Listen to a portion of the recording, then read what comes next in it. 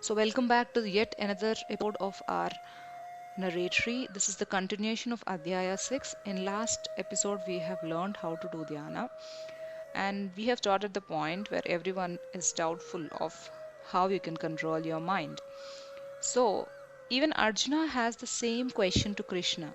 See, the beauty of Bhagavad Gita, Lord will be teaching something, and we all can see ourselves in Arjuna, who's a student. And every time you get a doubt, how can this happen? You find Arjuna asking the same thing to Krishna. God has given you the process and the clarification process also along with it. So he's also asking, how is it possible to control this unstable mind? It'll be at one point at a time and immediately jump to the other point. And what if, after trying all this, and what if we fail? Then, when you're trying, also, you don't find peace on earth. And when you die, also, you'll not find peace because you've not done this. We'll be just lost like a floating cloud. So, here, I want to tell you one practical problem which most of us will be facing. Have you heard of this fear of failure? One of my teachers have told me what is this fear of failure, and even though most of us have us in us, we just don't recognize it. So each one of us will feel that doing this maybe we'll not be able to succeed. So we often tend not to do something because we are afraid that we might anyway fail in it. So let's not do it at all. Let's escape doing from it. Or let's say I have only rejected doing that work. So how can you judge if I failed or succeeded? I only don't want it.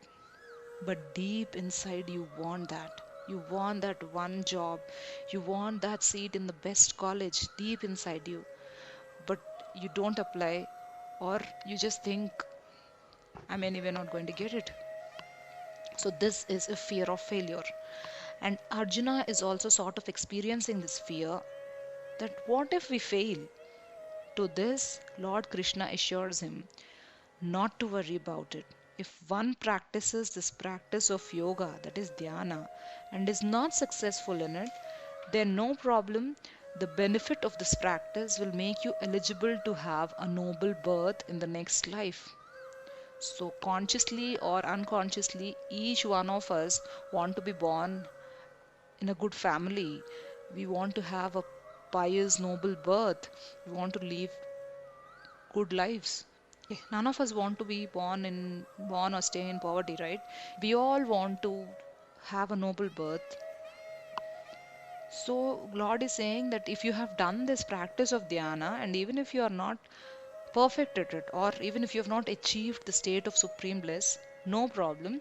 You will be born into a family of pure and pious people in your next birth.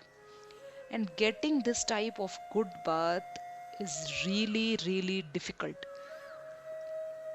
But with the practice of dhyana, you're getting your eligibility for this. And after he is born into the noble, knowledgeable people, he will again try to practice dhyana with much more determination this time. Due to this practice and due to the practice in his previous birth, he will definitely be attracted to God. But if you're consistently trying with determination to follow this dhyana yoga in this birth itself, you'll definitely reach God.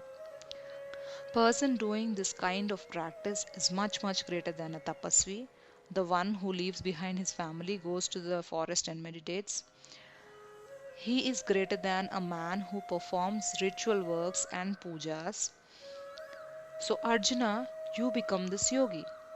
So, God is saying that instead of uh, being attracted to the external way of doing the dhyana, like leaving everything behind and going into the Himalayas to find peace, or do big homams or pujas for hours and hours without concentrating on me, it is better you sit in a way I asked you to do dhyana and concentrate on me for some time, and that is much better than everything else.